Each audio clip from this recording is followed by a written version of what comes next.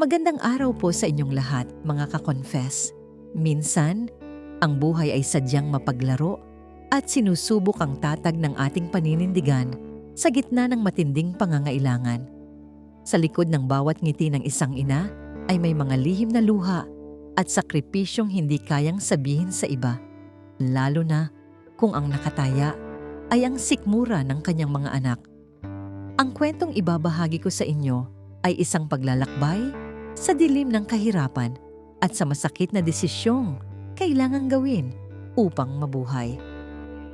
Halina't buksan ang ating mga puso sa isang realidad na madalas ay pilit nating ikinukubli. Simulan na natin ang kwento. Dear Ate J, itago mo na lamang ako sa pangalang Rosenda. Dito sa aming maliit na barangay sa San Jose, Occidental, Mindoro. Dati ay punong-puno ng pag-asa ang aming tahanan dahil sa pagsisikap ng aking asawang si Nestor.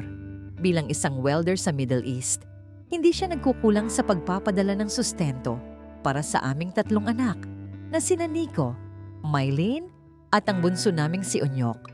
Maayos ang aming pamumuhay, nakakakain kami ng masarap at nabibili ko ang mga gamit na kailangan nila sa paaralan ng walang pag-aalinlangan.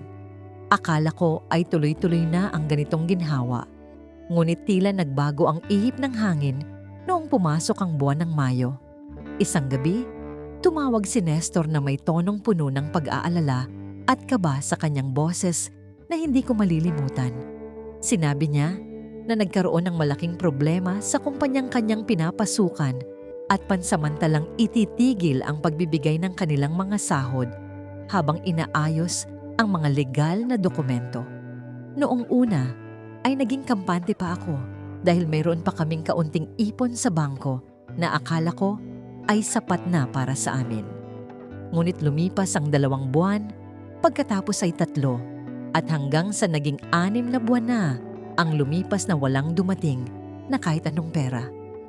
Unti-unting naubos ang aming itinagong pera dahil sa mga bayarin sa kuryente, tubig at sa pang-araw-araw naming gastusin sa pagkain at gamot.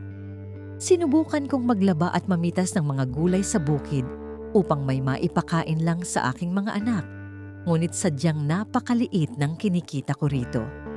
Ang mga bata ay nagsisimula na ring magtanong kung kailan ulit kami makakabili ng masarap na ulam dahil puro asin at toyo na lamang ang aming kasalo. Ang sakit makita na ang iyong mga anak ay unti-unting nangangayayat dahil sa kawalan ng sapat na nutrisyon sa bawat araw. Sa gitna ng aking kalituhan, lumapit ako sa aking matalik na kaibigang si Marites upang humiram ng kahit konting bigas para sa hapunan namin. Ngunit maging siya ay gipit din dahil sa tumataas na presyo ng mga bilihin, kaya wala rin siyang naibigay sa akin kundi awa. Pag-uwi ko sa bahay, nakita kong umiiyak si Onyok dahil sa sobrang gutom at wala na akong maibigay sa kanya kundi tubig na may asukal. Pakiramdam ko ay napaka-inutil kong ina dahil hindi ko man lang maibigay ang pinakapangunahing pangangailangan ng aking mga mahal na anak. Isang hapon habang nakaupo ako sa aming hagdan, lumapit ang aming kapitbahay na si Mang Oscar, isang matandang biyudo na balita ay maraming lupain. Siya ay kilala sa aming lugar na mapagbigay ngunit may mga sabi-sabing may kakaiba siyang tingin sa mga kababaihan sa tuwing ito ay naglalakad. Tinanong niya ako kung bakit tila malalim ang aking iniisip at kung bakit hindi na ako masyadong lumalabas ng aming munting bakuran. Sinabi ko ang totoo na kami ay dumaranas ng matinding krisis dahil wala pang balita sa sahod ng aking asawa sa ibang bansa. Ngumiti si Mang Oscar ng makahulugan at sinabing handa siyang tumulong sa akin basta't marunong din daw akong tumanaw ng malaking utang na loob. Hindi ko pa naintindihan noong una ang kanyang ibig sabihin, ngunit naramdaman ko ang kakaibang kilabot sa aking buong katawan habang siya ay nagsasalita. Sabi niya, maaari niyang bayaran ang lahat ng utang namin sa tindahan at bigyan ako ng sapat na panggastos para sa buong buwan. Ngunit ang kapalit nito ay ang aking presensya sa kanyang bahay tuwing sasapit ang malalim na gabi kapag tulog na ang mga bata. Gabi-gabi akong hindi makatulog habang pinagmamasdan ng mga anak kong mahimbing na natutulog kahit walang laman ang kanilang mga maliliit at gutom na sikmura. Ang alok ni Mang Oscar ay paulit-ulit na bumabalot sa aking isipan na tila isang tuksong mahirap iwasan sa gitna ng aming matinding paghihikahos. Alam kong mali ang kanyang hinihingi at alam kong pagtataksil ito sa aking asawang si Nestor na nagsasakripisyo rin doon sa malayo. Pero paano ang mga anak ko na wala nang maipakain bukas paggising nila sa umaga para pumasok sa kanilang paaralan? Sa huli, nanaig ang takot ko na baka mamatay sa gutom ang aking mga anak kaysa sa pangangalaga sa aking sariling dangal bilang isang babae. Tinawagan ko si Mang Oscar kinabukasan at sinabing tinatanggap ko ang kanyang alok kapalit ng sapat na halaga para sa aking pamilya. Hindi ko mapigilang mapaluha habang binibitiwan ang mga salitang yon dahil alam kong iyon na ang simula ng aking pagbagsak sa isang madilim na hukay. Ito ang desisyong pinakamasakit na aking ginawa. Isang sakripisyong gagawin ko para lamang sa kinabukasan at kaligtasan ng aking mga anak.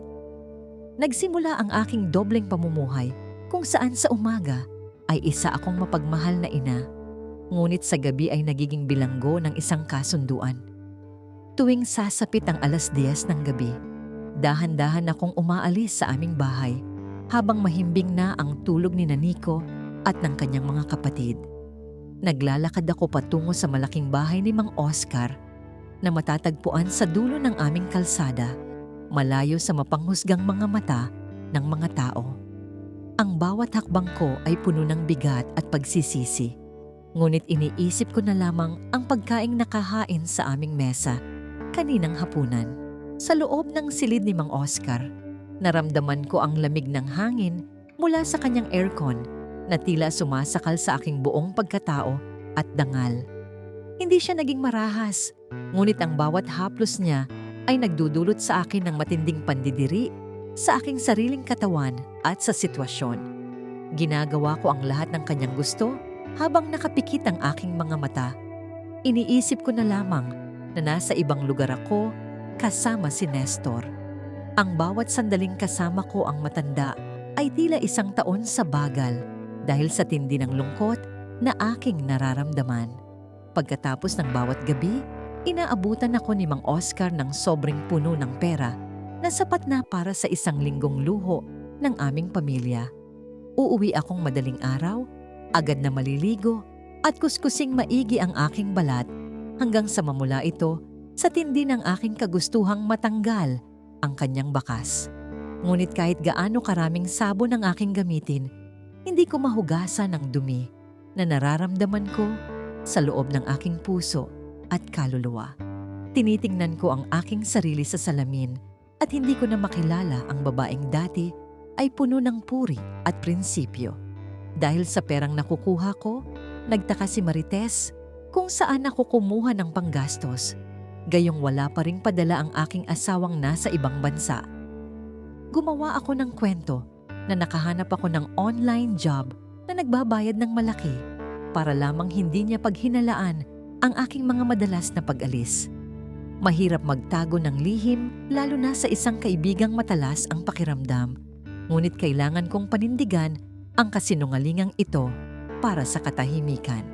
Ang bawat tanong niya ay tila isang saksak sa aking dibdib dahil alam kong niloloko ko ang lahat ng mga taong nagmamahal sa akin. Isang araw, biglang nagpadala ng mensahe si Nestor at sinabing maayos na ang problema sa kanilang kumpanya at makakapagpadala na siya ng pera sa susunod na linggo. Sa halip na matuwa, nakaramdam ako ng matinding takot at kaba dahil alam kong hindi ko na maibabalik ang aking kawagasan. Paano ko siya titingnan sa mga mata kapag umuwi na siya? Gayong alam kong may ibang lalaking humawak sa akin habang wala siya.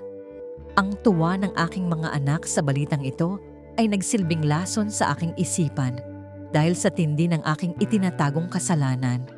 Sa kabila ng balitang yon, hindi agad ako makawala sa kamay ni Mang Oscar dahil sa mga dokumentong pinapirmahan niya sa akin noong ako ay gipit. Ginamit niya ang kanyang kapangyarihan at yaman upang panatilihin akong sunod-sunuran sa kanyang mga kagustuhan kahit may pera na kaming inaasahan mula kay Nestor.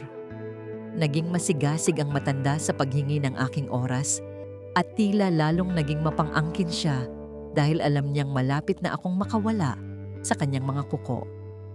Ang aking buhay ay naging isang walang katapusang siklo ng takot, pagnanasa at matinding paghihirap ng kalooban sa bawat sandali. Minsan ay nahuli ako ni Nico na paalis ng bahay sa madaling araw at tinanong niya kung saan ako pupunta ng ganoong oras. Nagsinungaling ako at sinabing may kailangan lang akong asikasuhin sa palengke para sa aking bagong trabaho upang hindi siya maghinala sa aking gawi. Nakita ko ang pag-aalala sa kanyang mga mata, isang tingin na tila nagsasabing alam niyang may itinatago akong hindi maganda sa kanilang magkakapatid. Ang tiwala ng aking anak ang pinakamasakit na bagay na aking sinira sa proseso ng pagliligtas ko sa kanila mula sa gutom. Sa bawat haplos ni Mang Oscar, ang tanging nasa isip ko ay ang mga ngiti ni na Maylene at Onyok habang sila ay kumakain ng masarap na almusal. Ang sakripisyong ito ay para sa kanila, ngunit ang kapalit ay ang aking kabuuan bilang isang tapat na asawa at disenteng babae. Ang bawat gabi ay isang laban sa pagitan ng aking konsensya at ng pangangailangang itaguyod ang pamilyang halos gumuho na ang pundasyon. Hindi ko alam kung hanggang kailan ko kayang dalhin ang bigat na ito bago ako tuluyang lamunin ng dilim ng aking mga desisyon. Dumating ang araw na umuwi si Nestor nang hindi inaasahan upang surpresahin kaming mag-iina pagkatapos ng mahabang panahon ng kanyang pagkakalayo sa amin. Masaya ang lahat, maliban sa akin na punong-puno ng kaba at takot na baka malaman niya ang lahat ng aking ginawa habang wala siya. Niyakap niya ako ng mahigpit, ngunit ang nararamdaman ko ay tila sinusunog ang aking balat dahil sa tindi ng aking nararamdamang kahihiyan sa sarili. Gabi-gabi ay umiiyak ako ng tahimik sa banyo habang siya ay mahimbing na natutulog, dala ang mga pasalubong na galing sa kanyang pinagtrabahuhan. Hindi nagtagal, nalaman din ni Nestor ang tungkol sa mga madalas na pagbisita ni Mang Oscar sa aming bakuran noong wala pa siya sa Pilipinas. Isang kapitbahay na si Rodolfo ang nagparating sa kanya ng mga bali-balita tungkol sa aking mga gabi-gabing pag-alis patungo sa dulo ng kalsada.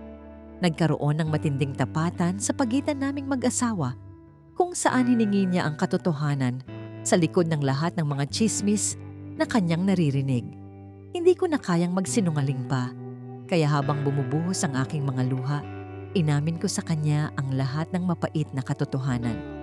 Nagwala si Nestor sa galit, hindi sa akin, kundi sa kanyang sarili dahil naramdaman niyang nabigo siyang protektahan kami sa gitna ng matinding krisis.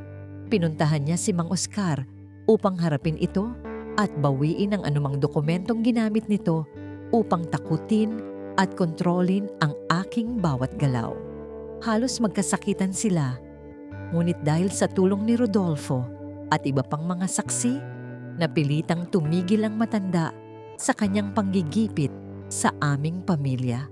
Ang buong barangay ay nalaman ang tungkol sa aming pinagdaanan na naging sanhi ng matinding kahihiyan para sa aming lahat na naninirayan doon.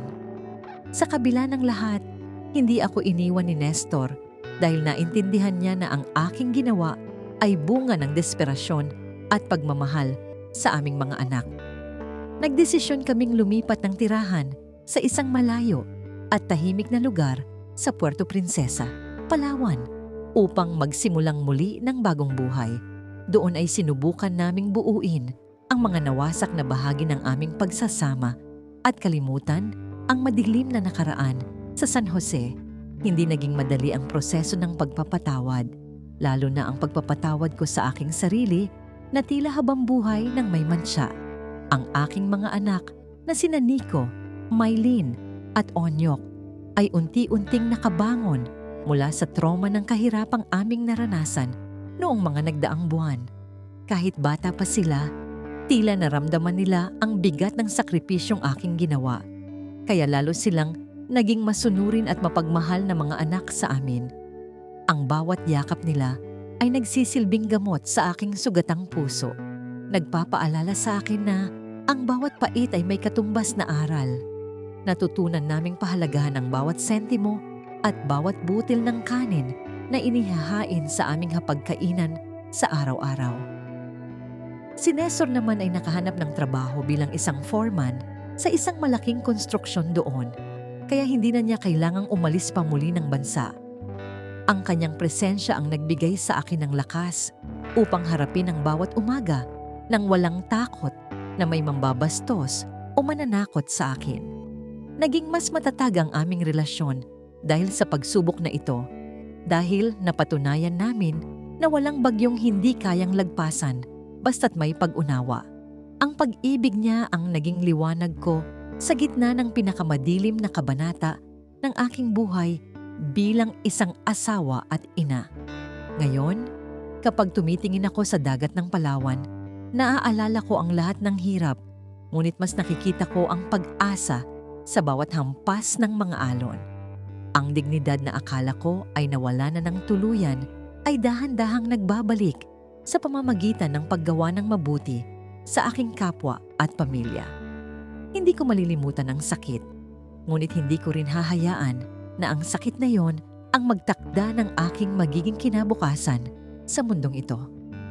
Ang bawat desisyon, gaano man ito kasakit, ay bahagi ng aking kwento na nagpatatag sa aking pagkatao at pananampalataya. Sa huli, napagtanto ko na ang isang ina ay gagawin ng lahat, kahit ang pinakamahirap na bagay, para lamang sa ikabubuti ng kanyang mga minamahal. Ang aking kwento ay hindi lamang tungkol sa pagkakamali, kundi tungkol sa pagbangon mula sa pagkakalugmok at pagpili na magpatuloy sa kabila ng lahat. Ang pagmamahal sa pamilya ay isang puwersang walang kapantay na kayang magtulak sa atin sa mga hangganang hindi natin inakalang ating mararating. At yan ang kwento ni Rosenda, isang lihim na minsan ay mahirap itago, pero sa huli ay nagbigay ng aral at katotohanan sa kanyang puso. Mga ka-confess, dito na nagtatapos ang ating kwento. Maraming salamat sa inyong pakikinig at pagsama sa amin mula simula hanggang dulo. Sana ay may napulot kayong aral, inspirasyon, o kahit konting saya sa ating ibinahaging kwento ngayon. Kung nagustuhan ninyo ang kwentong ito, huwag kalimutang i-like, i-share, at higit sa lahat ay mag-subscribe dito sa aming YouTube channel na Tagalog Wild Confession para sa mas marami pang kwentong kapanapanabik, nakakakilig at minsan ay nakakagulat. At huwag din kalimutang i-follow ang aming Facebook page na Tagalog Wild Confession para lagi kayong updated sa mga bagong uploads at kwentuhan. Hanggang sa susunod nating kwentong Tagalog Wild Confession. Ingat kayo palagi, mga ka-confess!